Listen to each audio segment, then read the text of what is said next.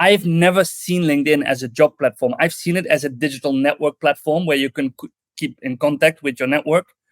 But in 2023, if you need a job, you turn to LinkedIn. If you're a B2B marketer, you need to be on LinkedIn. If you're a B2B sales guy, you need to be on LinkedIn too, because that's really where your decision makers are. Today, I'm very excited to be joined by Richard van der Blom. If you don't know who he is, you need to know Richard. He is a social selling strategist. His agency is called Just Connecting, and he helps sales and marketing teams build awareness and leads using LinkedIn. He's also the author of the LinkedIn Algorithm Report. Richard, welcome to the show. How are you doing today? I'm doing fine. Thank you for having me, Michael. I'm super excited you're here. Today, Richard and I are going to explore how to take advantage of the LinkedIn algorithm to maximize your exposure. Now, I will tell you, I've never covered the LinkedIn algorithm in an entire episode, so I'm really excited to dig in today. But before we do, Richard, I want to hear your story. How'd you get into LinkedIn? Start wherever you want to start. Well, I did. I signed up in 2005. Believe it or not. At that time, I was working at a staffing agency in the Netherlands, and it was part of my onboarding program where we had a sales trainer from the United States. And when we had a drink at the first night at the bar, he told me, like, "Have you heard about LinkedIn?" And I said, "No." He said, "Well, that's the new thing. You need to be on LinkedIn."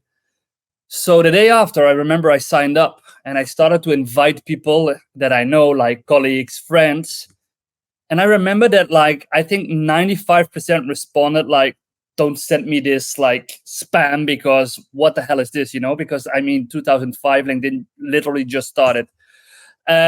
So quietly disappointed, I canceled my account. And in 2006, I moved to do some volunteer work in Tanzania. And at the end of that year, I was there on my computer in an internet cafe, and I went back to LinkedIn and I signed up again. And that's where I started to, like, network with people in Holland, actually with the idea to find a new job via LinkedIn and to send some messages like, "Hey, I'm coming back in 2 months. I'm looking for a job."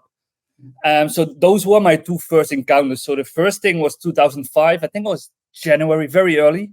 I was amongst the first 2 million or 1.5 million members. And then I signed up again in 2006. So keep going with the story. Well, I did get a job via LinkedIn, not via LinkedIn in a way that we know it now, but at least I made some contacts, and those people invited me for a chat. So, that was my next job in sales and marketing. And then I started in 2009. I started my own company, which is still Just Connecting. And basically, what I saw, I worked a lot with freelancers, interim managers, solo entrepreneurs. And what I saw is that actually nobody likes to sell him or herself. We don't like to have this uncomfortable approach where we need to reach out to someone and say, "Hey, do you have a job or a project?" But I also noticed that if you put an expert, like if you skip that first step and you bring them to the table to talk about their knowledge, their expertise, everybody feels very comfortable. And I saw a big chance for LinkedIn to help those people to skip the first step. So to do this first step digitally via LinkedIn, via networking. And then if somebody got interested in your services, then create the first meeting. So what I did, I'm talking about November 2009. I booked the hotel. I booked the conference room in a hotel. I started like a very nitty-gritty website. And I said, okay, LinkedIn training for solo entrepreneurs, freelancers, how to get your next assignment. And that was December 2009, actually my first LinkedIn training. And there were 20 people. LinkedIn, it cannot even be compared to the network it is now. There were no Sales Navigator products. There were no recruiter product. It was basically a digital Rolodex where you can put like your resume and your contact details and start networking. Still, it was a very successful training, and people really were very surprised about all the possibilities. And that's when I realized, like, hey, instead of having this agency where you do sales training or social media training, let's focus on LinkedIn, because like there was like a massive possibility for those kind of services back then. Yeah, and I started Social Media Examiner in 2009, and I remember in October of 2009, and I remember it was pretty much Twitter, LinkedIn, and Facebook. That was it, as far as the majors. Okay, so somewhere along the line, you started publishing a report. And tell us a little bit about that. Yeah, so our company moved from being a generic social media training and consultancy agency. In 2014, we decided to do 100% LinkedIn. So instead of being the generalist on social media, we focus on being the specialist that helps companies with LinkedIn. And that was one of the best choices I've made in my business life, because that was the moment that also like corporates, enterprises started to contact us and say like, hey, we need help. And one of the things that a lot of marketing departments needed help with was to understand basically how the organic reach worked on LinkedIn. I mean, if you look at the advertisement, it doesn't differ very much from Facebook or all the other platforms. But to get organic reach, LinkedIn is very different from all the other platforms. And I had a Canon, for example, a company that reached out to us and said, I'm talking about 2018. They reach out to us, they say like, please help us understand why, if we publish this really cool white paper that addresses all the challenges and trends that our clients need, why we get like 5,000 views. And if 1 week after we publish a photo of our colleagues from the sales team doing the half marathon of Boston, that it blows up and it gets like 40, 50,000 views. We don't get it, okay? And we want it to be like the other way around, like 5,000 views for the marathon, 50,000 views for the white paper. And we had a gut feeling about the algorithm back then, because we were trying a lot and we kind of knew what was going on, but we didn't have the data to back it up.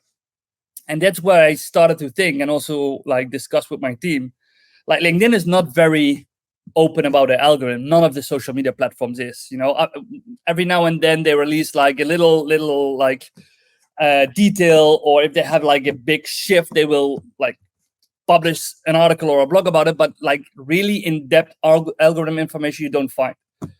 So I hooked up with a guy I knew from the Open University, who is actually a professor both in market research and statistics. And I said, I need help because I don't have the tools, I don't have the manpower to do it, but like we want to research the algorithm. And he basically made a student project out of it. So he assembled like 6, 7 very smart students. And he said, give me the questions and I'll come back to you with like the answers. And we invested in some tooling. And that resulted back in 2019 to the publication of the first LinkedIn algorithm report. And I think it was 12 or 13 pages. It went really cool. We had like 400,000 views on LinkedIn. It was downloaded a lot. But this was the first time that like we managed to give our audience, but also clients, an insight on, hey, what is working, what isn't working, and how can you adjust your content strategy to the current rules of the algorithm. I love that. At Social Media Examiner, we've been publishing an annual report called the Social Media Marketing Industry Report since 2009. I think we're on the 14th edition, maybe the 15th edition. And it doesn't look at the algorithms. Instead, it just looks at the nature of the industry and what marketers want. And I got to tell you, publishing a really thoughtful research study is so valuable. And I think it's awesome that you're doing that. Okay, so there's some people listening right now who are loving your story, but they're not convinced that LinkedIn is where they ought to be. And the reason I know that is because of the studies that I do. Instagram, Facebook, TikTok to a lesser extent. These are kind of platforms that a lot of people are focused on. Why should those who are not specifically active on LinkedIn, or those who have abandoned LinkedIn, why should they come back? Why is it important for business? Well, that's an interesting question. And I also think in the question you mentioned 2 target audiences, those who never went to LinkedIn because they thought it's like boring, I don't need a new job, and those who were there, nothing happened, and they moved to Facebook or Instagram or TikTok or Snapchat or wherever they moved. First of all, we're talking about almost 1 billion members worldwide. Okay, so LinkedIn is the only platform. You mentioned Twitter and Facebook. They all started back in 2003. Like LinkedIn actually had it in May this year, like the 20th anniversary. LinkedIn is the only platform that never stopped growing. Okay, Facebook reached its peak and went down. Twitter reached its peak, went further down. LinkedIn never stopped growing. I'm talking about members, but also about activity. One of the main reasons that I see a lot of people now loving LinkedIn is the potential high organic reach that you can get in very, very limited time. I've literally seen new content creators come to LinkedIn like in the past year and gain 100,000 followers only with organic content in less than 12 months. Okay, that's almost impossible on all the other social media platforms. Even people like Gary Vaynerchuk, he was very, very surprised. He turned to LinkedIn about 3 years ago, and he was very surprised about the successes he had there and the rapid organic growth that he could make. Another thing is, if you talk about trust, and now I'm moving a bit to maybe the seller buyer, maybe into a B2B environment.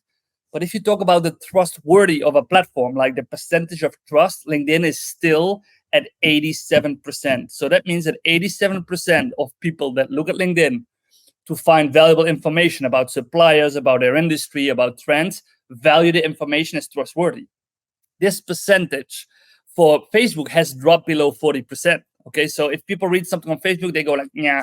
But on LinkedIn, it's very like, you don't see a lot of you don't see a lot of content that is not backed up by stats, facts, or research.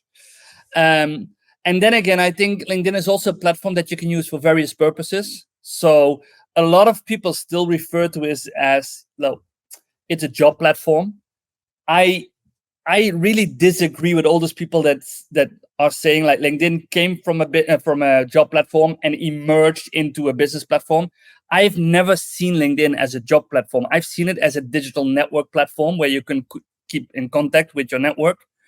But in 2023, if you need a job, you turn to LinkedIn. If you're a B2B marketer, you need to be on LinkedIn. If you're a B2B sales guy, you need to be on LinkedIn because that's really where your decision makers are.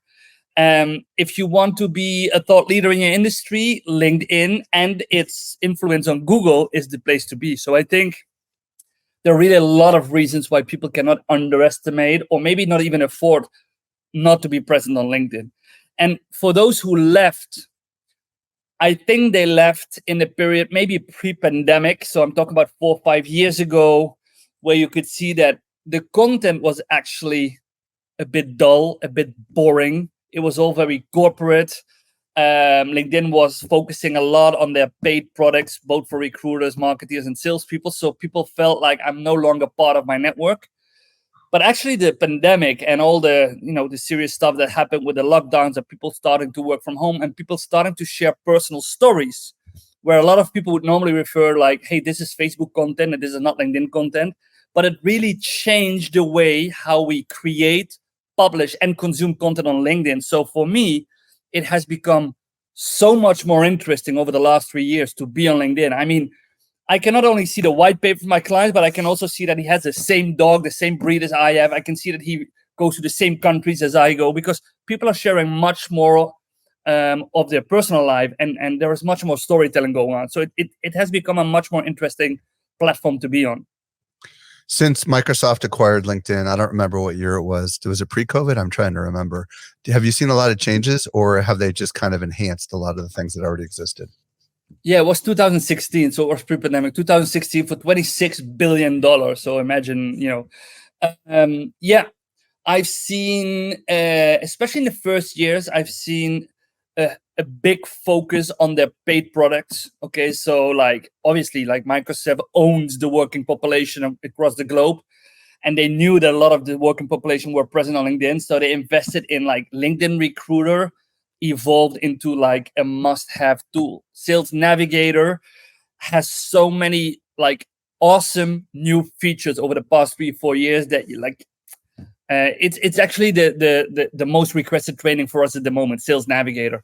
That was until like 2016, 2019. I think the focus was really there. Like, let's make money and let's like make the paid products like more interesting for the target audience. Now, over the last 3 years, I also see that there is a lot of new changes, even also for the people who use LinkedIn for free.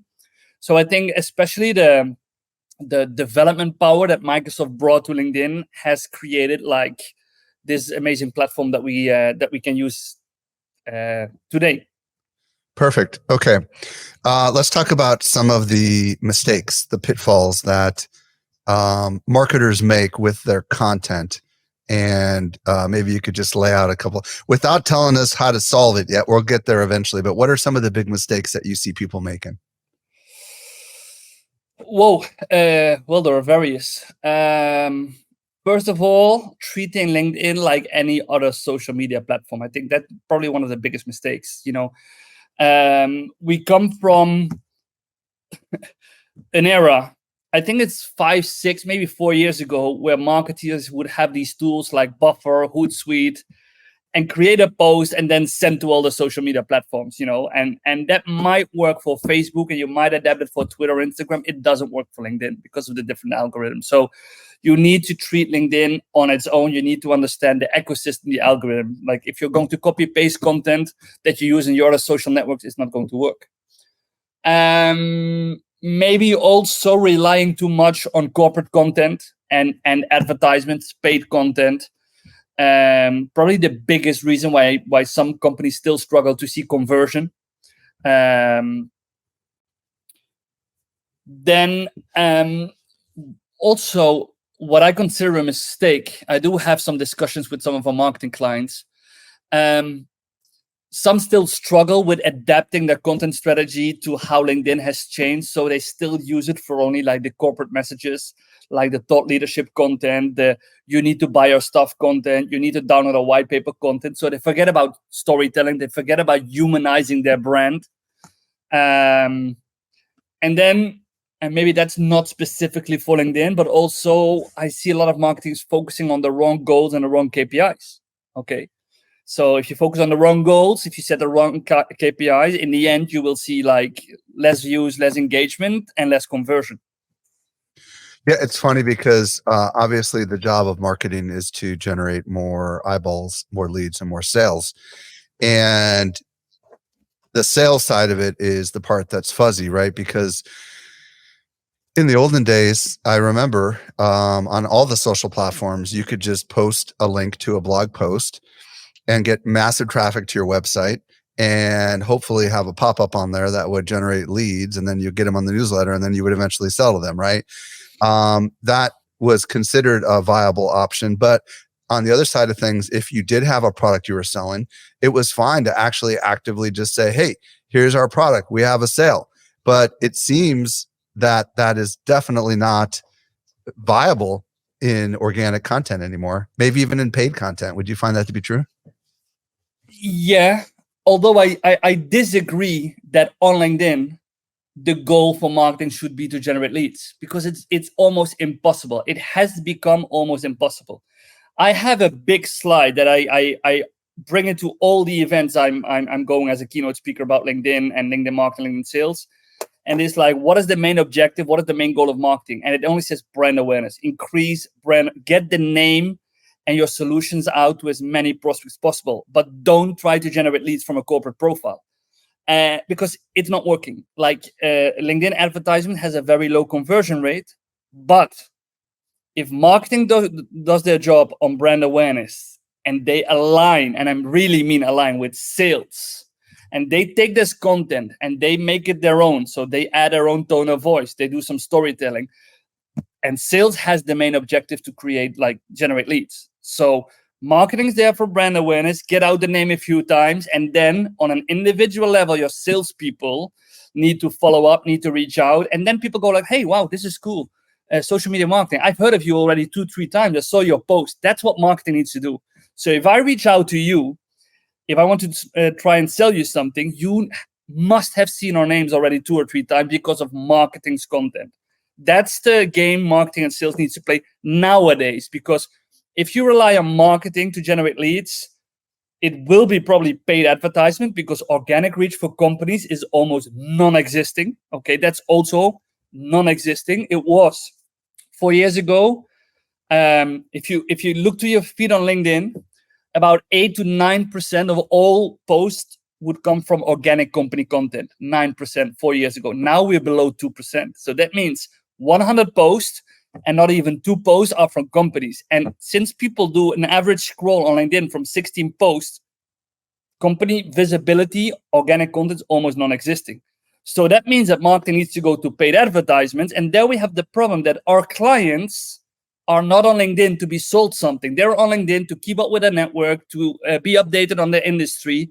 So the number of prospects that you reach by having this lead generation advertisement is very low. So it's your salespeople that need to like build relationships, follow up on the content. That's the game they need to play. Very good message. Okay, let's talk about the algorithm. How does the algorithm work?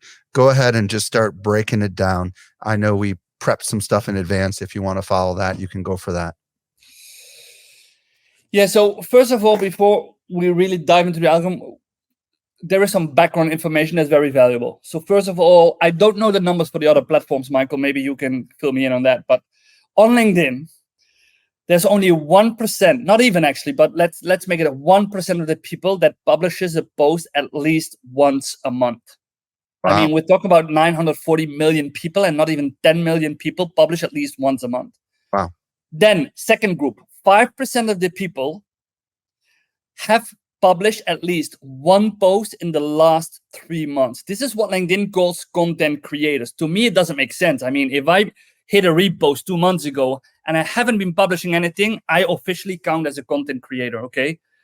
Then the next line is 16% of the people, 16% of the people. They don't publish themselves because they don't want to, they don't know how, but they do engage with your content. So those are the people that give you a like, give you a comment, give you a repost. We call them your content ambassadors, okay? Because of their engagement, your post grows. And then we have above 60% of all LinkedIn members. They don't publish content. They don't engage with your content. So they don't want to click like, comment, or repost, but they do consume your content. Okay. So those are the people that scroll, they screen, they watch your video, they click on your link, but they will not show their gratitude or their engagement by clicking on any of the buttons. Okay. We call them the silent community. That's something that every marketer needs to understand.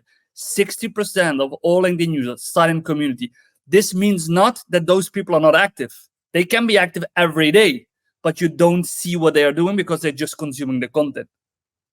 95% of your clients is there in the silent community, and they will watch your video, they will click on your link, and they will do so for months until they reach the point that they feel confident enough to reach out to you. And this is where you get an email or a connection request from a client starting like, hey, Richard, I've been following your content for several months now.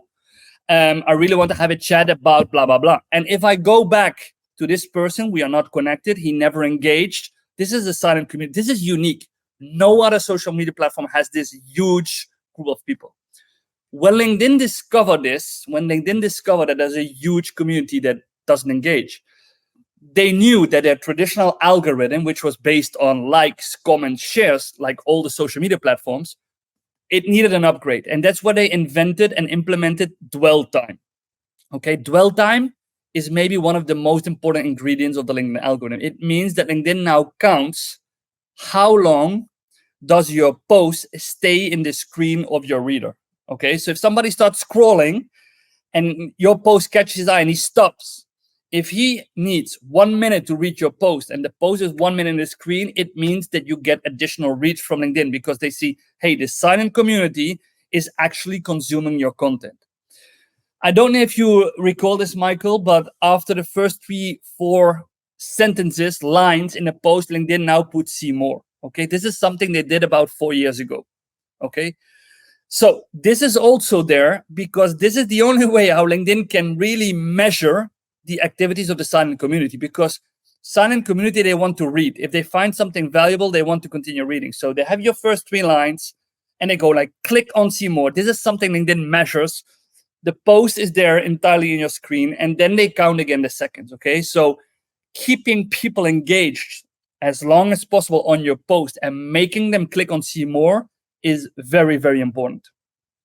Then once you hit publish, and this is both for company pages, also individual page, in the first 60, maybe 90 minutes, LinkedIn is going to test your post. And they do this with an inner circle of your network. Okay, it's more like a test panel. Okay, On average, on an individual profile, it's about between 6 and 8% of your connections. Okay, so if you have, let's say, 1,000 connections, it means in the first hour, LinkedIn shows this post to 60 to 80 people. Those are the people who previously engaged with your post. Okay, those are your new connections. So those are the people that are the most likely to give you engagement. Based on their activities, it can go either way. So first, they engage, they like, they comment, they click in the first 60 minutes, and LinkedIn goes, wow, this post is relevant, this post is very good. So they're going to increase your reach amongst your network, but also outside, meaning your second, third degree network. Unfortunately, the opposite can also happen. You lack engagement the first 60, 90 minutes. LinkedIn goes, wow, we showed your post to your inner circle. They don't find it very interesting. And then they will start to fade out your post from the feed. You will not get notified, but it can well be that you created a post in the morning and at the end of the day, it's no longer visible in the feed of your connection based on the lack of engagement in the first 60, 90 minutes. The keyword in the algorithm is interaction, okay?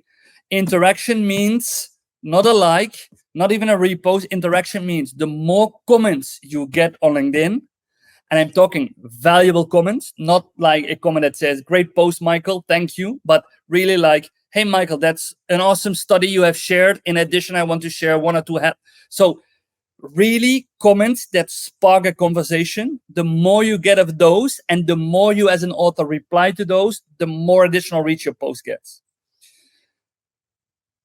Okay, then don't forget, yeah, go ahead. No, go ahead. Finish what you're going to say. Then we don't need to underestimate that there are also a lot of negative engagement signals on LinkedIn. So that means that, for example, people click on your video and within 6 seconds they stop the video. That's a negative signal. Or people unfollow you because of your post. Or people that you have tagged will not reply, or even worse, will remove the mention. Okay. So there are a lot of negative engagement signals that if LinkedIn sees that one post gets a lot of negative engagement signals, they will lower the reach, or they will stop the growth of your post. And this is also why a lot of people now are trying to gamify the algorithm by using engagement bots. You have the manual engagement bots, which could be like a WhatsApp group where you put like 50 people. You say, hey, if you publish something, put a link in the WhatsApp group and everybody please engage. But there is a whole industry that came up with LinkedIn engagement bots. If you Google it, you have various, and you just buy a subscription, you enter a group of like-minded people, and you just put the link there and everybody auto-engages. So it's not really it's automated engagement, likes and even comments. Well, and my guess is the algorithm's smart enough to know that that's a bunch of baloney, right?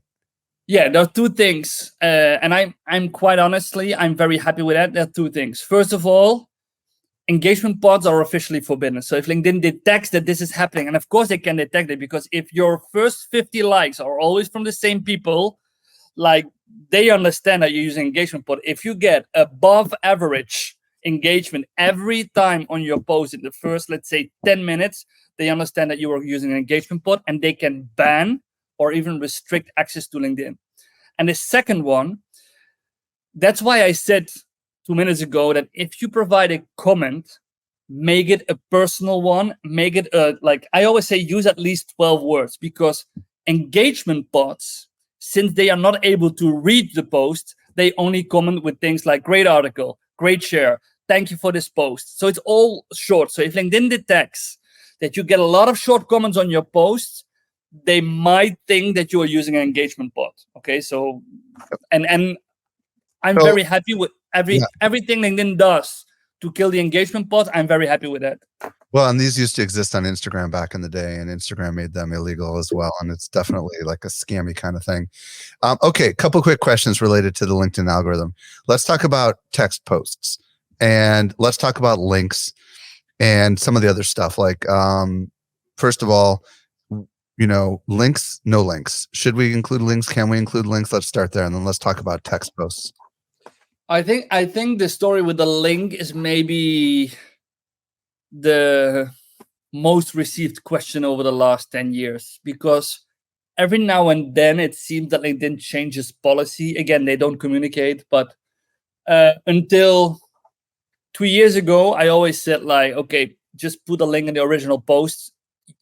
It's true that you see less reach. Okay, all independent studies, not only our studies, but all independent studies show that posts with external links in the core body get like 50, if you're lucky, 60% of your normal reach. I have the same with my own content. There are two reasons for that. My reason is that LinkedIn doesn't want us to go away from the platform. And if you put a link and people click, they lose a member, okay? And their marketing value is also based on the average session time that people spend. If you kill the session time, you kill LinkedIn's marketing value. LinkedIn officially says that's not true. And they say there's another reason. And I do believe that reason as well, Michael. They say if people are scrolling their feed, they do that because they want to stay up to date what their network is doing. And at that moment, they don't want to be brought to your website because they leave the purpose of what they were doing to being like updated on their network. And I do the same. If I scroll and I think that's an interesting post with a link, I save the post for when I have the time to come back and to consume the post. But in the moment, I just keep scrolling. I don't click on external links. So that's why they say like, okay, you get less views. Clarifying question. Text post. Let's say I've got a multi-paragraph text post and I've got the see more, and below there, inside the text post, I've got a link, but it's not like the open graph data pulling in the link, you know? Does that work? Can you have a longer text post with a reference link or any kind of link? Any kind of link. Okay. Any kind of link. And the funny thing is, even internal links seems to be punished. So for example, if you write a blog post, a long article, you know, that used to be on Pulse, or you have a newsletter that is content, long form content that you publish on the LinkedIn platform, even if you create a post that refers to that internal link, you see the same 50, 60%, which would make sense because that means that LinkedIn is right and say like people don't want to click on a link, they just want to continue scrolling. No, what I'm currently advising, and I do it myself, is to put the link in the first comment, okay? But it depends on the goal of your post, okay? For example, if you want to use LinkedIn to promote a webinar and you have the sign up link, then I would always include it in the original post, okay? So I know I get less reach, but my goal is to like literally get people to sign up. And hiding the link in the first comment, especially if you get multiple comments from other people, the first comment might not be yours because there is no pinned comment feature anymore on LinkedIn. So you cannot have your comment for sure as the first comment to be seen. So if you have a great post, you say like the link is in the first comment and you get like 10 additional comments, your link might get lost, which means that people need to do 2 or maybe 3 additional clicks. And if you do that for a webinar sign up, it kills the conversion, okay? So webinar sign up, put the link in the original post. But if you say like, I want to drive people to a blog that we have on the website, I would literally advise people to put it in a comment and say like, I create a post, I make it very triggering, I give people 1 or 2 insights, and I say like, hey, if you would like to read the entire article with 3, 4 more of these insights, see the first comment for the link to the post.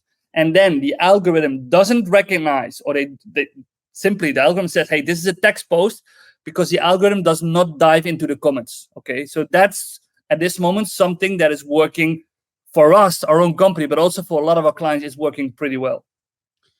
On a lot of the social platforms, especially Facebook, you can put a very short, compelling, declarative statement or question inside these background graphics, right? Like I just recently talked about how I'm not a fan of Twitter changing their name to X and changing the X on my phone, and I couldn't find my Twitter app. You know what I mean? And it was like, it screwed me up a little bit. And I created a very short, like it clearly was like 2 lines of text, and it created an amazing engagement because it was, you know, a timely thing. But on LinkedIn, I think that you're telling me that based on the conversations we've had previous to this interview, the longer text is kind of important. Is that correct? Yeah. And it all comes back to dwell time. As I said before, the longer people stay on your post, the more additional reach you get. So if you have this like really short text post with 3, 4 lines, people read, maybe you even don't get a see more button, you know, because that's after the first 3, 4 lines. Whereas if you have a really well crafted text post, you know, that gets the attention, then triggers people into keep reading, you see about 50% more reach compared to if you have a smaller text post. Definitely. Does that mean we can just use carriage returns instead of a big paragraph to kind of get it? Or does it have to do with the total characters to get to the see more? How does that work exactly? It has to do with the lines. That first, it has to do with the lines. So I always advise people to write at least 8 lines text. Okay. But of course, like a blank line or even like some spaces can also work. But they count characters, so they count lines. What about asking for people to comment? Is that good? Is that bad? Yeah, that's interesting. Because that's actually an article, I think it was about 8-9 months ago, that LinkedIn actually published in one of their own blogs that explicitly asking for people to engage would result in a penalty. They didn't call it a penalty, but they said will not be rewarded by the algorithm, which for me is a penalty, clearly. So having explicit call to actions like, and we all know this, no, from back in the days. Let me know what you think. I mean, is that considered an explicit call to action? I would love to hear your thoughts. No. That's a very good call to action. But if you say like, put white paper as a comment, and I will contact you to send the white paper, that's gamification of the algorithm. Okay, so and they said officially, they said that they were they saw that it was on the rise, and they adjusted the algorithm not to be in favor of that. But in all honesty, if I see posts where people explicitly ask for it, like the example I just gave, I still see a lot of engagement, because if you get thousands of people to put like white paper in a comment, obviously it gets spread a lot. And I don't think that LinkedIn, and especially not the algorithm, can stop the spread of those posts. I always try to do it subtly. I always refer my classes to a call to think or a call to feel. Like we all know the traditional call to action, but the problem with a call to action is that it might be too commercial. Like you have this great post and then you really kill your own post by having at the end, like, if you want to discuss your challenges with me, send me a message. Okay. And nobody's going to do that, because they know, like, hey, this guy just created a post with the only goal to generate leads. So I'm not going to even like this post. This is what's happening a lot. You can kill the engagement on your post by having a CTA that's way too commercial. So instead of that, I always advise people go for a call to think or a call to feel. So make people feel the pain. Like I just published an article about the latest 4 trends in social selling, and my call to think was like, what would happen to your digital lead generation if your company is not able to adapt to those trends? That's a call to think. People go like, hey, we need to do that, because if not, we are a problem. Or like call to feel. Like, have you experienced less lead generation the last 3 months? What would be the reason? That's a call to feel. You know, I feel the pain that I'm not generating leads anymore. And that's an explicit call for people to comment. And another trick, if you have 6 tips on, I don't know, or 6 developments, you just ask your community, which development did I miss? Which tip did I miss? Leave it in the comment, and people start, like, from their own expertise, start like the conversation, discussion in the comments. So that's a more natural way to spark engagement, and that will seriously lead to more engagement as well. Okay, so all this time, does this apply to a page versus a personal profile? Is this all the same? I think for 80-90%, yes, it does. There are some small differences. I mean, it's one of the things that we have seen, especially with individual profiles, is that if you publish a post and you nurture it, that means like in the first 15 minutes, 30 minutes, you respond to all the comments. Maybe you leave 1 or 2 additional comments yourself. You reach out to other content on the platform, you know, because LinkedIn, if you, before you publish your own post and directly after, engage with other people's content as a reward, LinkedIn brings more eyes to your content as well. And this is not entirely the same on a company page. There you don't need to do that heavy engagement before and after, okay? Because company pages, after all, are more static. But on an individual level, if you want to really see more reach and more engagement, start engaging before and directly after you publish, and nurture your own post. And nurturing your own post means responding to all the comments, but also leave 3 or 4 tips or 3 or 4 facts. Don't put them in the original post, but leave them and put them in the comments after. So you continue more or less the story, which gives more people more like hooks to like or comment, even on your comments as well. Let's talk about the kinds of content we can create. And what I mean by kinds of content, the kinds of things we ought to be talking about, right? At the very top, you said one of the biggest mistakes is people talk about white papers or whatever, right? So what kind of content should we be creating in order to maximize the algorithmic reach? Are you talking about the format, or are you talking about like content categories or pillars? Categories. Categories. Okay. Again, based on our own research, Michael, which we also have been doing since 2018, where we have looked into both individuals and companies that are really seeing a high percentage of engagement. There are more or less 6 different pillars. Okay. Personal content, storytelling from a personal perspective is the best performing one. People love stories also on LinkedIn. So you see more likes and comments on a personal story than on a more no. So the first pillar, personal story, storytelling. The second pillar is thought leadership content. Okay, this means that you're going to share your insights, you're going to share the white paper, you're going to share an article. This is the content that the silent community loves. Okay, they start following you because they want your expertise. However, since they are not engaging, you get lower reach, lower engagement. Okay.